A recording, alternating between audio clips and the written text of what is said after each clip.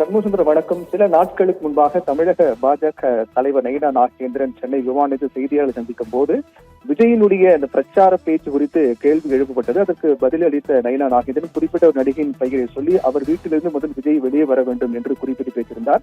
இந்த கருத்துக்கு, இந்த பேட்டிக்கு தமிழகத்தில் இருக்கக்கூடிய முக்கிய அரசியல் கட்சி தலைவர்கள் கண்டனங்களை பதிவு செய்து வந்தார்கள்.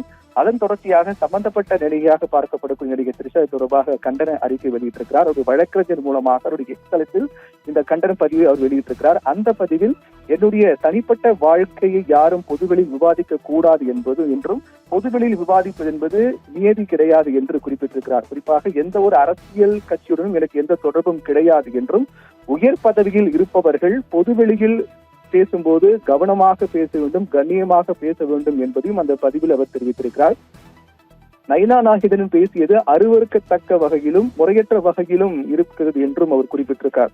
அதே போன்று எனக்கு எந்த கட்சியுடன் தொடர்பு கிடையாது என்றும், இது போன்ற ஒரு பொதுவெளியில் ஒரு கட்சியினுடைய தலைவர் பேசும்போது நாகரிகமாக பேச வேண்டும் என்ற கருத்தையும் அவர் பேசியிருக்கின்றார். இதன் மூலமாக கடந்த சில நாட்களாகவே இது மிகப்பெரிய பேச்சு பொருளாக சர்ச்சையாக மாறி வரக்கூடிய சூழ்நிலையில் இந்த விவகாரம் தொடர்பாக நடிகை த்ரிஷா தன்னுடைய வழக்கறிஞர் மூலமாக கண்டன அறிக்கையை வெளியிட்டிருக்கிறார். சண்முகசுந்தரம்.